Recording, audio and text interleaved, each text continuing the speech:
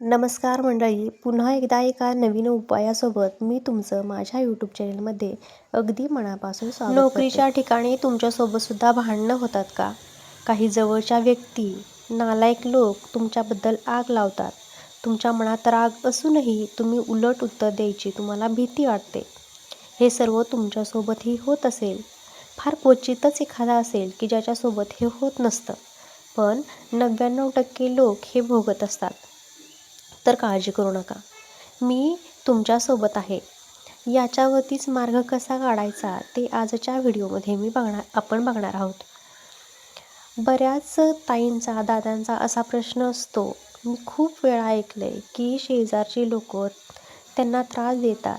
त्यांच्या शेजारी लोक त्यांना मारण्याला मागे लागले आहेत. त्यांच्या शेजारी राहणारी लोक त्यांच्या जीवावर उठली आहेत किंवा त्यांच्या नात्यातली लोक प्रॉपर्टीसाठी त्यांच्या मागे लागलेली आहेत. अशा अनेक गोष्टी ह्या आपण दररोजच्या जीवनात बघत असतो. आपल्यासारख्या भरपूर लोकांना असं वाटतं की माझ्याकडे गाडी, बंगला, नोकर-चाकर, गडगंज असावी आणि त्यामुळे आजकाल सर्वजण कमी वेळेत कमीत कमी मेहनत करून शॉर्टकटमध्ये आपण लवकर कसं श्रीमंत होऊ हे पाहतात. तुम्ही सगळेच जण तसे नाही आहेत. मी तुम्हाला दोष अजिबात देणार नाही, पण हा व्हिडिओ बनवण्याचं मुख्य कारण असं आहे की ज्या वेळेला आपण मेहनत करतो, कष्ट करतो, मग आपल्या नात्यातली लोक त्यांना आपली प्रगती बघवत नाही. हे जे आहे ते मी स्पष्टपणे बोलते. आपण सुखाने राहावं, 2 घास आनंदाने आपले आपण खावेत, आपण चांगल्या मार्गाने आयुष्य जगावे, हे आजकालच्या बऱ्याचशा लोकांना बघवत नाही. नोकरीच्या ठिकाणी जर आपली प्रगती चांगली होत असेल, वरिष्ठ तुमच्यावर खुश असतील, बघा काय होतं, जळणारी माणसं ज्या वेळेला तुमची प्रगती बघवत नाही ना, त्यावेळेला ते तुमच्या तोंडावर गोड बोलतात, पण तुमच्या मागून तुमच्या नकळतपणे ते तुमच्याबद्दल बऱ्याच वाईट गोष्टी पसरवत असतात. किंवा तुमचे वरिष्ठ तुमच्यावर नाराज असतील, तुम्ही केलेलं काम त्यांना पाहावत नसेल. तुमच्या वाईटावर उठलेली सगळीच माणसं लढत नाहीत. काहीजण खूप शांतताप्रिय असतात, त्यांना शांतता हवी असते. मग अशा वेळेला जर कोणी तुमच्याशी विनाकारण भांडत असेल किंवा तुमचं नुकसान करू पाहत असेल, मग त्या व्यक्तीचे शरीर थरथर कापायला लागतं. त्यांना कळून चुकतं की या माणसासमोर बाबा आता आपलं काहीच चालणार नाही. मग अशा वेळेला नेमकं काय करायचं? तर आज या वाईटावर आपल्याला असणाऱ्या व्यक्तींना कसं शांत करायचं हे तुम्हाला मी एक उपाय सांगणार आहे. बघा, उपाय अगदी सोपा आहे, पण तो उपाय तुम्ही कसा करायचा हे सर्वस्वी तुमच्यावर अवलंबून आहे. तुम्हाला या त्रासातून बाहेर काढणं माझ्यासाठी फार महत्त्वाचं आहे आणि हा प्रश्न जितका गंभीर आहे तितकाच मी देखील तुम्हाला या उपायातून तुम्हाला बाहेर पडण्याची प्रेरणा देणार आहे. म्हणून लक्षात घ्या, हा उपाय जर तुम्ही केलात तर तुम्हाला नक्कीच यश मिळेल. पण तुमच्या गुरूंवर विश्वास ठेवून आणि तुमच्या गुरूंची भक्ती करून, तुमच्या कुळस्वामीची, तुमच्या ग्रामदेवतेला पुढे पाऊल ठेवा. ग्रामदेवतेच्या पुढे पाऊल ठेवून सांगूनच मगच तुम्हाला ही वाटचाल करायची आहे, तरच हे शक्य होणार आहे. एकदम साधा उपाय आहे. कितीही चूक तुमची नसेल आणि विनाकारण जर तुमचा कोणी अपमान करत असेल, तुम्हाला कोणी टोचून बोलत असेल, तुमची हिंमतच होत नसेल की या माणसांना कसं गप्प करायचं, तर नोकरीच्या ठिकाणी तुम्ही जिथं जात असाल त्या नोकरीच्या मार्गावर, म्हणजेच आता तुम्ही जिथे उतरलात आणि तुम्ही पुढे चालत जाताय, ज्या ठिकाणी 3 रस्ते असतील त्या ठिकाणी 3 रस्ते असतील अशा ठिकाणी तुम्हाला थांबायचे. प्रत्येक रस्त्यावरचे 2-2, 3-3 छोटे छोटे दगड, खडे तुम्ही उचलायचे. म्हणजेच एका रस्त्यावरचे 2-3 खडे घ्या, दुसरा जो रस्ता जातोय त्या रस्त्यावरचे 2-3 खडे घ्या आणि तिसरा रस्ता जातोय त्या रस्त्यावरचे पण 2-3 खडे घ्या.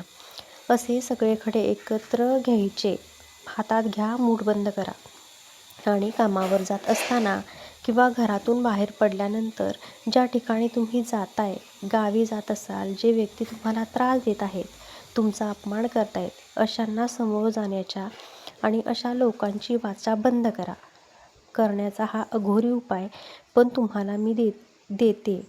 पण सगळे दगडांचे छोटे छोटे खडे एकत्र करायचे आणि हातात घेऊन मूठ बंद करून 5 मिनिट तुमच्या गुरूंचे नामस्मरण तुम्ही करा. तुमच्या कुलस्वामीचे नामस्मरण तुम्ही करा.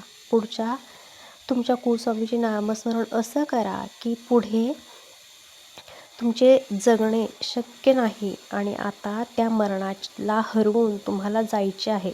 अशा पद्धतीने नामस्मरण करून तुम्ही पुढची 5 मिनिटं नामस्मरण अगदी एकनिष्ठ होऊन तुम्ही आणि तुमचे गुरु एवढंच समोर दिसलं पाहिजे. असं करून 5 मिनिटं झाल्यानंतर ते खडे आपल्या खिशामध्ये किंवा एका कागदाची पुडी बांधून ते कागदातच ठेवायचं. ज्या ठिकाणी ती माणसं तुम्हाला त्रास देत आहे, ती माणसं तुमच्यासोबत भांडत आहे किंवा तुमचा अपमान करत आहे, तिथं जाण्याच्या अगोदर त्या वेशीवर एक खडा त्यातला फक्त तिथे टाकायचा आणि तुमच्या कुलदेवतेला म्हणजेच तुमच्या गुरुला आदेश द्यायचा की यांची वाचा पूर्णपणे बंद करा.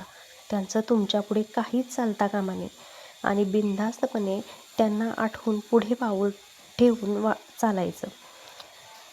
यातनं काही फरक पडतोय आणि किती फरक पडतोय हे आनंदाने मला कमेंट करून सांगा. या माध्यमातून तुम्ही सांगायचे अत्यंत महत्त्वाचा आणि जेव्हा मंत्र म्हणून देखील आपण एखादा उपाय करत असतो आणि त्यावेळीसुद्धा फरक पडत नसेल तर शेवटच्या क्षणाला हा अघोरी उपाय तुम्ही करू शकता.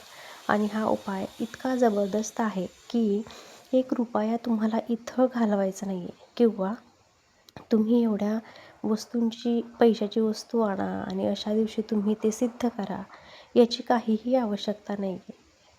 ते लक्षात घेऊन काळजीपूर्वक तुम्ही करा आणि इथनं काय मार्ग निघतो हे मला कमेंट करून नक्की सांगा. खरोखर त्रासातून जात असाल त्या त्रासातून तुम्हाला बाहेर काढायचं काम हे 101% करणार आहे. तर कसा वाटला तुम्हाला हा व्हिडिओ कमेंट करून नक्की सांगा. आणि असेच उपाय जाणून घेण्यासाठी, अशीच महत्त्वपूर्ण माहिती जाणून घेण्यासाठी आजच आपल्या चॅनेलला सबस्क्राईब करा आणि समोरील बेल आयकॉनही प्रेस करा. म्हणजेच आपले नवनवीन व्हिडिओज तुमच्यापर्यंत सगळ्यात अगोदर पोहोचतील. बघा, विरोधकाची वाचा बंद करून टाकेल असा हा उपाय आहे. पण तुम्ही 5 मिनिटं नामस्मरण करणं आणि 3 रस्त्यांच्या वेगवेगळ्या ठिकाणावरून दगडाचे छोटे छोटे खडे उचलणं तिथं अपेक्षित आहे. हे जितकं व्यवस्थित तुम्ही करेक्ट कराल तितकाच करेक्ट कार्यक्रम त्या लोकांचा होऊन जाईल. लक्षात घ्या, हे 3 रस्ते कशासाठी? त्यांच्या 3ही वाटा बंद करून 10ही दिशा बंद करण्यासाठी हा उपाय आज तुम्हाला मी सांगितला आहे. हा उपाय मी यापूर्वीही केला होता, पण ज्यांनी हा उपाय केला आहे त्यांना खूप चांगले अनुभव बघायला मिळालेले आहेत. तर तुम्हीही हा उपाय करून बघू शकता. व्हिडिओ कसा वाटला कमेंट करून नक्की सांगा. व्हिडिओ आवडला असेल तर एक लाईक आणि हाईपही नक्की करा. धन्यवाद.